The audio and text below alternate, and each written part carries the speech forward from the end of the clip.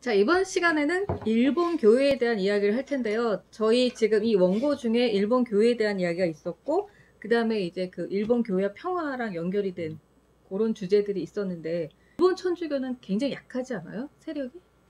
50만 정도 되니까요. 50만? 그러니까는 0.3%인가 0.03%인가 되는데요. 50만이. 그러니까 퉁쳐가지고 1%가 안 된다. 1%가 안 된다. 근데 그 1%가 그 개신교하고 이제 가톨릭하고 하여튼 다 합쳐서 해서 1%가 안 된다. 여기 그 세계 그 통계가 있네요. 2018년 통계에 보면 일본 교회가 16개 교구에 859개 성당이 있고 그 중에 228개 성당에 사제가 없어요. 신자 수가 53만 9천 명인데 1억 2,700만 명 인구 중에 0.4%. 그러니까 주교가 23, 사제가 1,300명, 교구 사제가 520명, 수도회 사제가 800명으로 우리보다는 수도회 사제가 굉장히 많은 축에 이제 드는 거죠. 저희 나라가 그 신자 수가 500만이 넘으니까 우리나라 신자 규모의 한 10분의 1 정도 되는 거죠. 근데 인구 대비 비율로 치면 저희는 지금 11% 이러는데 0.4%니까 인구 대비 비율로는 훨씬 더 적은. 근데 거기서 또 나눠야 될 게 반은 그 필리핀, 그다음에 브라질, 라틴 아메리카 외국인들이 쪽에서 오는 그 사람들이 많고요. 실제로 일본 본토 일본인들은 그 반 약간 안 되는 숫자예요. 그러니까 거의 그런 얘기를 들었어요. 가톨릭 신자면서 일본인을 만날 기회는 보통 일본 사람들 평균 그냥 보통 일본 사람들이 평생에 한 번 만날 정도의 그 정도로 이렇게 적다라고 이제. 우리가 그러면은 몰몬교 신자를 만날 확률이랑 비슷한가요? 몰몬교는 신자는 아니더라도 저기는 많이 자주 보잖아요. 길에서. 네. 그거보다 더 심할 것 같은데. 전도하시는 분들. 그러면은 그 일본 신자들 중에 그 이주민이라고 그래야 되나? 네, 이주민 비율이 얼마나 되는 거예요? 반 이상이라고 봐요. 그렇게 많아요? 네. 이주 노동자고 이제 그 이주민. 그럼 이제 이런 그리스도교 계열의 종교가 일본에 그렇게 정착이 되지 못한 건 그거는 일본인들의 어떤 종교적 태도? 이거와 관련이 있는 건가요? 아니면 그런 박해의 역사? 이게 너무 강해서라고 볼 수 있을까요? 그러니까 이게 일본인의 국민성 이거하고 관련이 있는 건지 아니면 박해가 너무 심해서 차마 뿌리를 못 내려서 이렇게 적은 건지. 그 둘 다라고 생각이 되거든요. 거꾸로 이제 종교적으로 보자면은 이 불교가 이제 거기는 선불교인데요. 이제 조금 다른 이제 정토 불교 근데 한국 같은 경우에는 불교가 무교와 수pháp을 하는데 거기는 신도하고 수pháp을 해요. 중국은 이제 도교하고 수pháp을 하는데 거기는 이제 다 대처승이고 신도 같은 경우에서 영의 세계 이런 것들을 우리나라처럼 샤머니즘처럼 아주 비슷해요. 누구죠? 영화 만화 뭐 월령공주 뭐 토토로 만든 미야자키 하야오. 하야오의 세계에 보면 월령공주의 영의 세계들을 자연령들. 그러니까 그거랑 굉장히 비슷한데 그런 것처럼 토착적 그 종교성이라고 한다면은 그리스도교 셈족 계통의 어떤 그 유대교 그리스도교 이슬람의 초월적 그 인격신과는 전혀 다른 그러니까 이제 모든 곳에 영이 있는 그런 게 사실 일본의 이제 그 전통적인 종교성이고 그게 선불교하고 아주 밀착돼서 그 일본인들의 종교성을 이렇게 현재까지도 가지고 있다고 생각이 되는데 이제 한편에서는 그게 선불교가 그 마푸 때 특히 사무라이 저기하고 아주 긴밀한 관계 물론 그 정치적으로도 그렇지만 일반 민중 사이에서도 그 사무라이 정신이라든가 이런 것과 그야말로 단박에 깨닫는 뭐 이런 것이 아주 맞아떨어지는 거예요. 그러니까 그런 측면에서 사무라이도 뭐 단박에 깨닫는 뭐가 있어요? 아니 그러니까 그냥 할복하고 막 이런 것들이 단박에 죽는 거 아니에요? 아니 그래서 예 그런 것들이 이제 뭐 뭔가 한 방에 뭔가를 하는 거예요? 그게 그렇죠. 그게 한 만나는 방에, 거예요? 예, 한 방에 오는 그런 선불교의 어떤 깨달음이라고 그러니까 뭐 그런 것과 사무라이 정신이나 그 막부의 어떤 군부의 어떤 그런 거하고 아주 잘 통한다고 친화력이 보는 거죠. 있었다? 예, 예. 가미가제 특공대도 그 뭐 연장선에서 그런 이제 그런 건데 가미가제는 이제 사실상은 그 강제된 죽음들이 굉장히 많다고 그렇죠. 보면 약도 먹이고 그러면서 이제 그 사상적으로도 계속 세뇌시키고 그러니까 도망가도 죽이니까.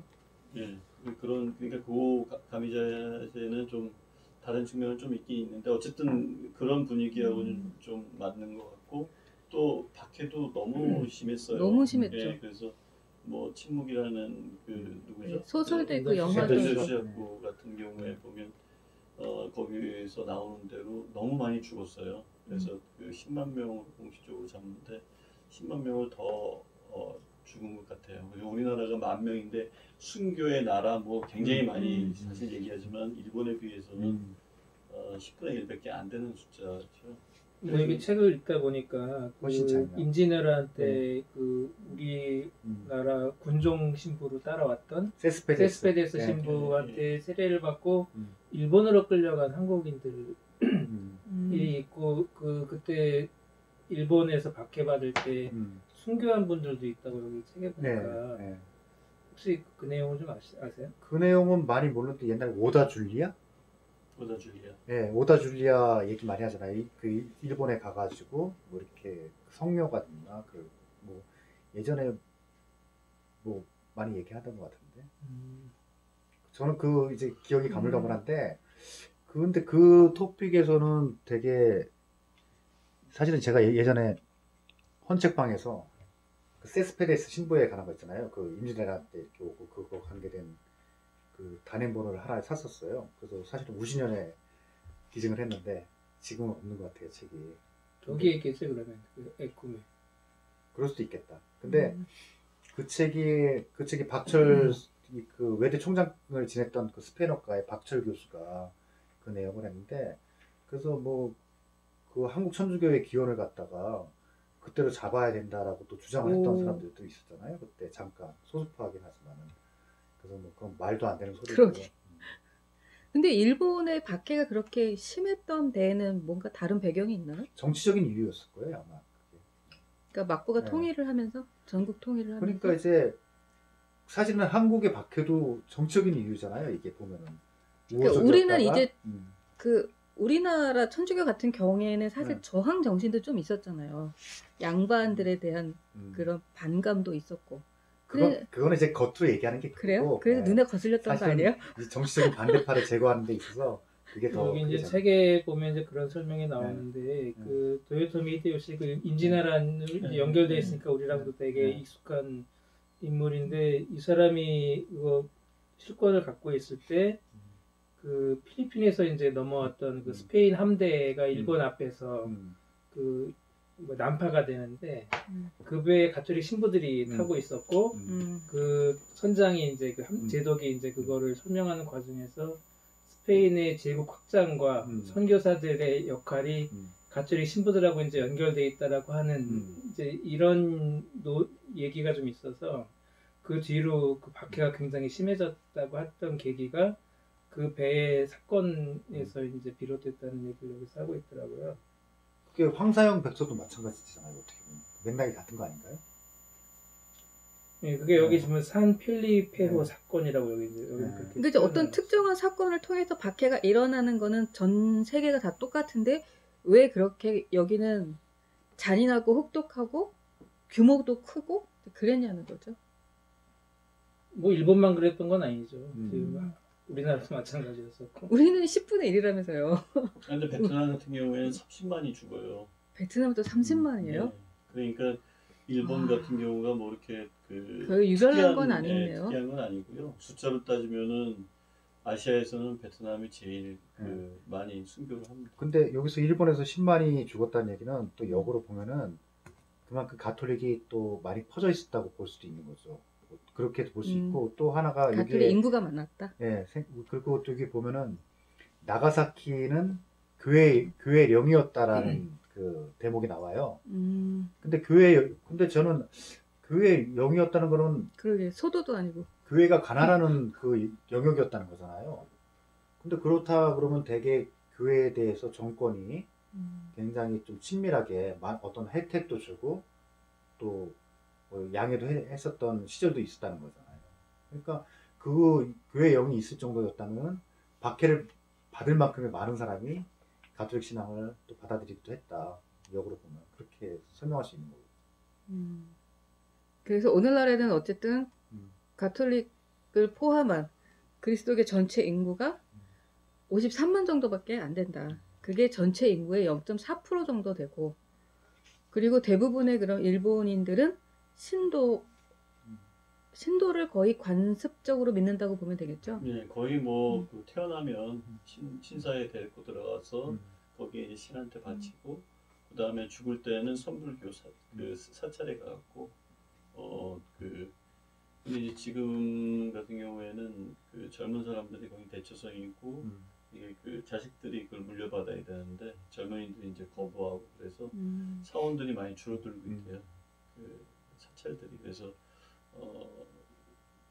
옛날하고 많이 이제 그 종교적인 달라질 거다. 뭐 이렇게. 그러니까 저희 같은 경우에는 지금 많이 달라지잖아요. 그러니까 일본도 선불교 이 세도 굉장히 많이 줄어들고 뭐 보통 그 종교 간 대화할 때 불교하고 그리스도교 대화할 때 많이 나왔던 게 8, 90년대만 해도 일본 학자들인데 없어요. 학자들조차도 이제. 그래서 그 할아버지들이 나오다가 이제 할아버지들이 거의 돌아가시니까 아예 이제 그런 학자들이 없는 그런 상황이에요.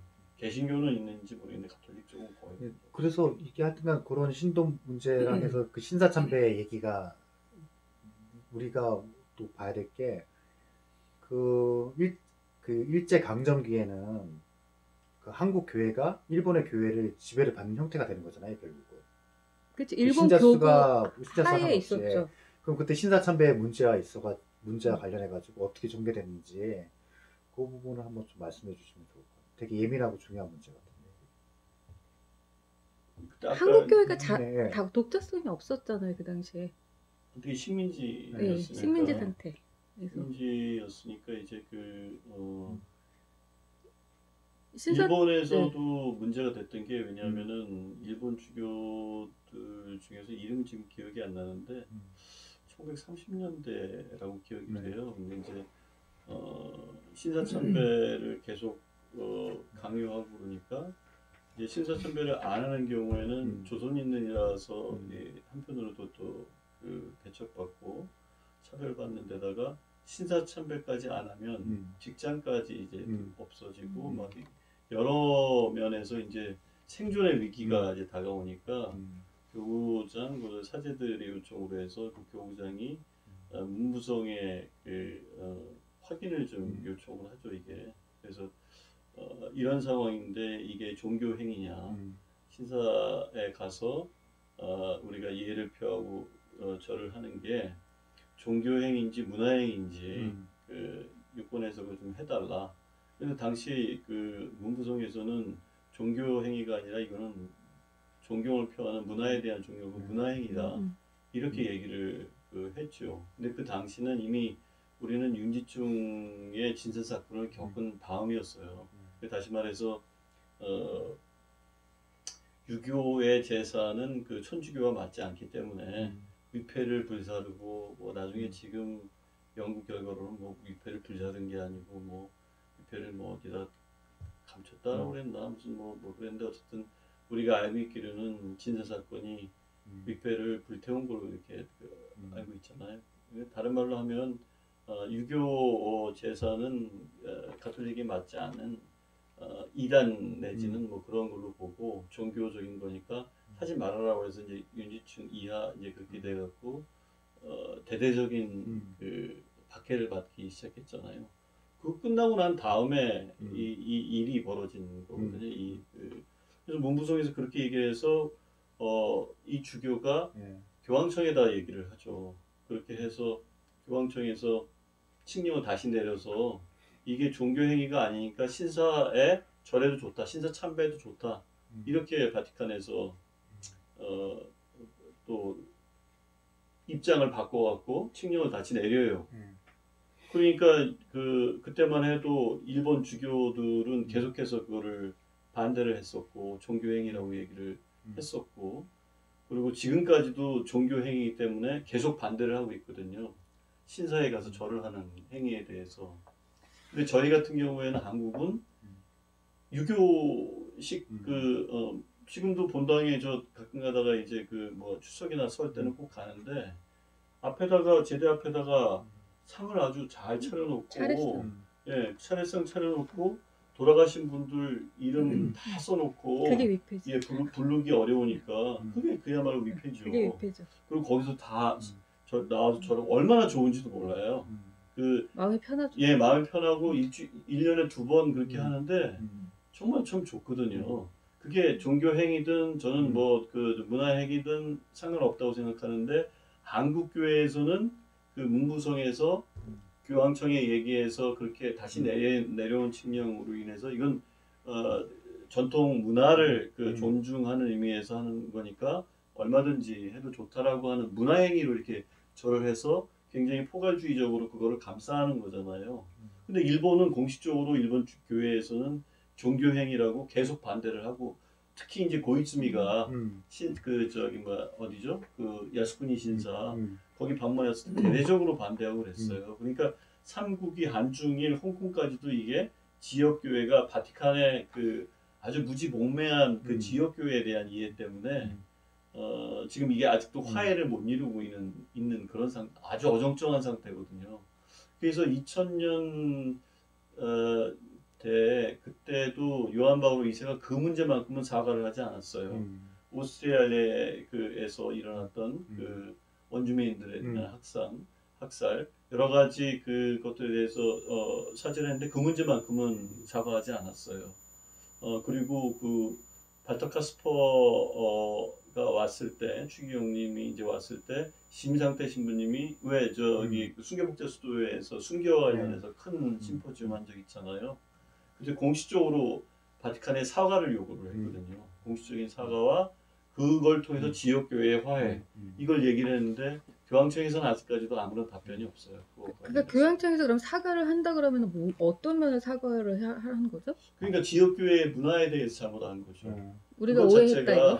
예, 그런 거죠. 그러니까 그 종교행위가 아닌데 한자도 모르고 무슨 그것이 갖는 의미를 전혀 몰랐다가 그걸 번복하는 바람에 막말 외계에서 백삼이 중에서 많은 분들이 그때 돌아가셨잖아요.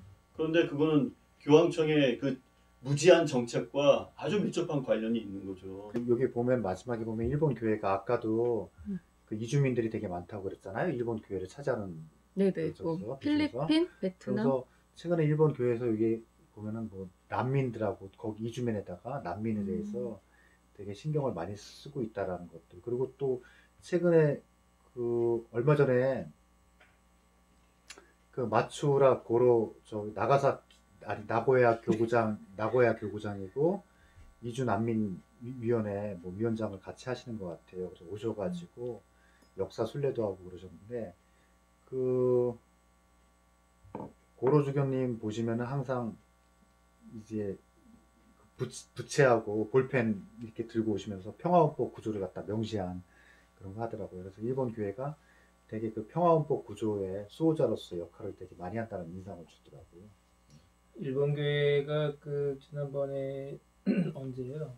3.1운동 100주년 때도 그렇고 최근에도 또 8.15 때도 담화문 보면은 이게 굉장히 일본 사회 안에서 굉장히 1%도 안 되는 0.5%도 안 되는 소수 종교가 이런 목소리를 내고 운전할 수 있을까? 근데 이런 생각이 들 정도, 만약에 우리나라에서 사회적인 전반적인 분위기가 이런데 가톨릭이 소수 종교인데 이런 목소리를 교회가 낼 수 있을까? 이렇게 역지사지로 생각하면은 이게 일본이 그렇게 그 우리 한국에서 쓴 문헌보다 훨씬 더 아주 그 세밀하고 네. 역사적인 어떤 성찰도 깊고 이런 의미로 저는 이제 그때 되게 감명 깊게 이제 담화문도 봤는데 일본 교회가 그런 이야기를 이렇게 할 수 있었던 어떤 뭐 역사적인 어떤 무슨 전통 뭐 원인이라든지 이런 게 혹시 아시는 분 있으면 나는 그거는 그런 좀- 얘기를 좀 듣고 싶은데. 그거는 좀 궁금해요, 진짜. 그 사진을 보면은 그 개신교도 그렇고 되게 소수파지만 되게 밀도라든가 그런 데 있어서는 한국 교회에 결국 딸리지 않는다는 얘기를 가끔 들어가지고 그런 건 좀 더 일본의 어떤 지적 풍토와 연결이 된 건지 나중에 좀 알아봤으면 좋겠다는 생각이 들더라고요. 그게 이제 집단주의 속에서도 소수자가 보호받는 그런 풍토라는 건가요? 일본은? 아니 그 그리스도교를 받아들이는 일본의 어떤 지적 풍토가 있는 것이 아닐까. 가령 예를 들어서 아까도 엔도 슈사쿠 얘기했지만은 일본에서는 그 엔도 슈사쿠처럼 그리스도교에 대해서 그렇게 깊게 파고들고 질문을 던지는 문학 작품이 나오잖아요. 근데 저는 한국에서 그런 작품이 별로 있었던 것 같지는 않거든요. 이게 뭐 노벨 문학상까지는 아니어도 그게 아마 꽤 큰 상을 받았던 네. 걸로 기억이 되거든요. 뭐 그 저는 한 두 가지 정도로 생각을 해보게 되는데 80년대 그 하마오 호미오라고 하는 나중엔 추기경이 되셨던 분인데 교황청 그 이주사목 평의회 거기 위원장을 지냈던 분이에요. 근데 그런 분들과 제가 이제 그 신분을 가지고 있는 지금 도쿄 대교구의 그 기쿠치라고 하는 대주교 뭐 이런 분들을 보면은 교구 출신이 아니라 수도회 출신이에요. 이제 그런 분들이 수도회 정신이 좀 살아있는 것 같고 지난번 아까 말 나왔던 그 아시아 주교 그 아시아 시노드 할 때 주교님들이 의제 개요를 로마에서 작성해서 보내왔는데 그 의제 개요를 보고 매우 비판적으로 했던 것 중에서 한 가지가 이거는 아시아 정서에 맞지 않는 그런 질문들이다라고 가장 강력하게 얘기했던 게 이제 근데 그때 이후에 그때보다는 많이 이제 좀 잠잠해졌어요. 고로 주교님이나 뭐 지금 기쿠치 대주교님 뭐 그런 분들 몇몇 빼고는 전에 이제 90년대에 비해서 그런 예언자적 목소리라고 그럴까? 이런 것들이 좀 줄어든 측면이 굉장히 커요. 일본 교회도. 또 한 가지, 그럼 이게 한국과 비교해서 어떻게 이렇게 소수자의 그 교회가 이런 목소리를 낼 수 있을까?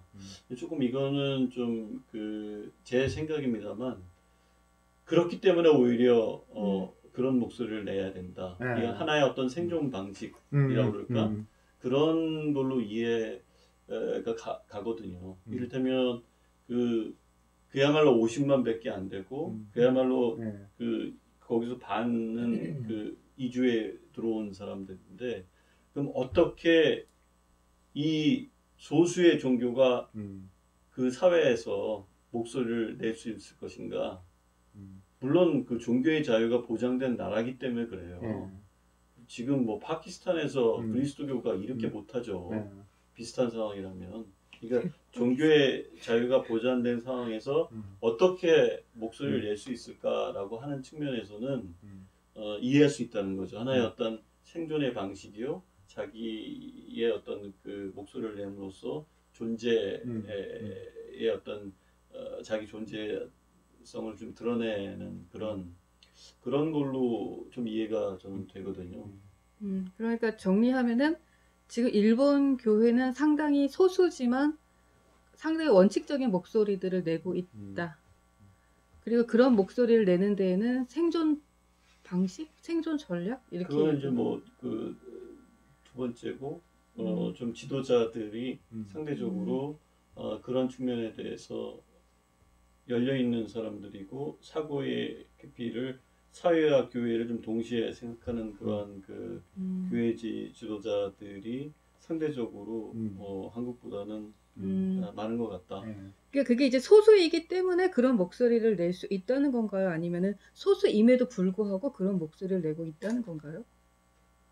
그러니까 전체 그러니까 전자는 생존 방식으로서의 어떤 그런 것들이 필요해서 그렇게 내고 있는데 그 전제는 종교의 자유가 철저히 보장되어 있기 때문에 일단 일본 사회도 예, 일본 사회에서 저는 그 두 자유는 가지 두 가지 있으니까. 같이 있는 것 같아요, 사실. 소수이기 네, 때문이기도 네, 네. 하고 그게 소수임에도 불구하고 전략적으로 아까 황 소장님 음. 말씀하셨듯이 이제 음, 그 어떤 방식일 수도 있지만은 임에도 불구하고 무엇인가 또 그 안에 있는 내공이 또 이렇게 들어있지 않나 싶기도 하더라고요. 이제 이미 20년 전에 그 아시아 주교 시노드 할 때 일본 주교님들이 이 아시아 신호들을 왜 로마에서 하는지, 왜 영어로 하는지, 아시아의 언어를 사용하지 않고, 그때 벌써 이제 이 듣는 교회에 대한 의미를 충분히 그 교회 안에서 살고 있다라고 하는 느낌이 좀 받았어요. 그러니까 듣는 교회라고 하는 것은 우리 교구민들, 하나님의 백성에 대한 이제 이해, 그들의 목소리를 통해서 뭔가 이야기를 한다는 것이니까, 뭐 그런 연장선에서 보면 지금 일본 교회 구성원이 아까 소장님 얘기에 따르면 절반 이상이 이미 이주민으로 채워지고 있고, 이분들이 그 일본 사회 안에서는 굉장히 이 소외된 이들일 거고, 이들의 목소리를 대변한다라고 하는 게 어떤 의미인지를 본다면은 오히려 이제 이 한국에 대한 그 역사적인 문제에 대해서 그런 얘기를 할 수 있고, 지금 일본이 군국주의나 뭐 이런 문제로 가는 거에 대해서 다른 목소리를 낼 수 있던 게 저는 이제 그런 역사적인 어떤 이 전통들 안에서 자연스럽게 이렇게 몸에 이렇게 습이 된 게 아닌가라는 생각이 좀 들어요.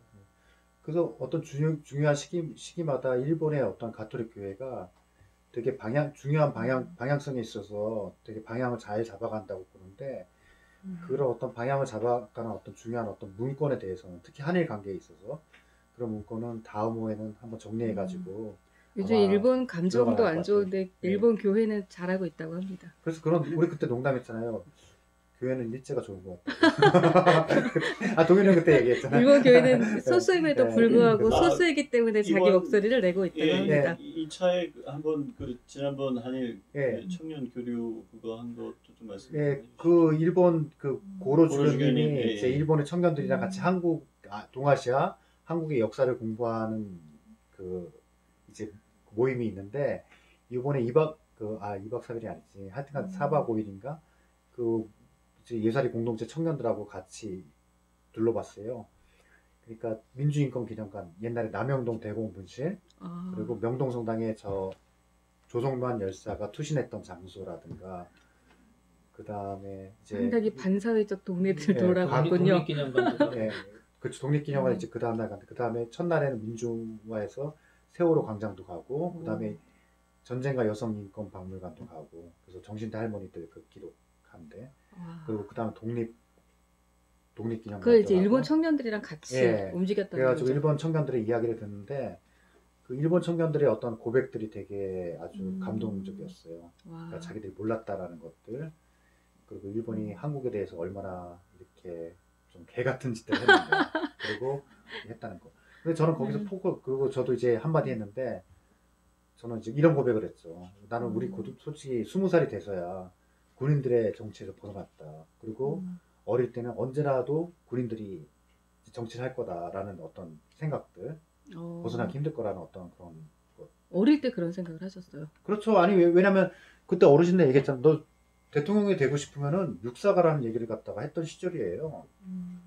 물론 이제 언젠가는 그 민주주의가 도래할 거라고 믿었지만은 그게 정말 그렇게 쉽게 올까? 그런 생각을 하지 않았을까 싶어요. 네. 그래서 그런 걸 일본 청년들하고 나누면서 어떤 이 지금 급박하게 돌아간 어떤 한일 관계가 이렇게 회복되고 한국과 일본이 사이좋게 지낼 수 있는 데 있어서는 민주주의가 되게 중요한 그 키포인트가 될 것이다. 이제 그런 식으로 고백을 했고, 근데 어쨌든 그 친구들이 얘기했던 걸 들었을 때 되게 좋았고, 그리고 그런 만남이 앞으로도 지속돼가지고 이 활성화가 돼야 되겠다. 그래서 한국과 일본의 그 교회가 더 많이 만나고, 그런 차원에서 어떤 중요한 모델을 제시해주는 어떤 일정이었던 것 같아요. 이제 일본 물건은 지금 우리가 불매운동을 하고 있지만 신앙은 일제가 상당히 우수하다. 네, 아니 뭐 그쵸. 네. 그래서 그때 이제 했던 얘기가 한국과 일본의 교회가 한국의 교회가 물적인 토대가 더 강하겠지만은 좀 어떤 펀드를 만들어 가지고 그런 교류를 갖다가 활성화해주고 청년들한테 좀 지원도 해주고 그럼 좋겠네요. 되게 중요한 하나의 사업이 아닐까라는 생각을 했었어요. 그리고 일단 한국 천주교의 그 청년들도 일단 시야가 그럼요. 넓어질 수 예, 있잖아요. 같이 서로들 만나면은 예, 지금 그 양국의 교회가 그러니까 한국과 일본이 지금 사이가 안 좋은 상태지만은 계속 그럴 수는 없잖아요. 근데 어떤 그 화해라든가 서로에 대한 어떤 이해라든가 그런 거에 있어서는 교회의 역할이 굉장히 큰 시절이 됐죠. 오히려. 네. 네. 그럼 이제 이렇게 우리가 일본 교회에 대해서 살펴보면서 일본인들의 신앙은 정말 원칙적이고 우리가 잃어버렸던 물적 토대 때문에 잃어버렸던 오래된 전통이 여전히 살아있더라. 네, 이렇게 얘기해 볼 수 있겠네요. 그럼 이제 마무리 발언 하실 분 없으신가요? 네, 그럼 여기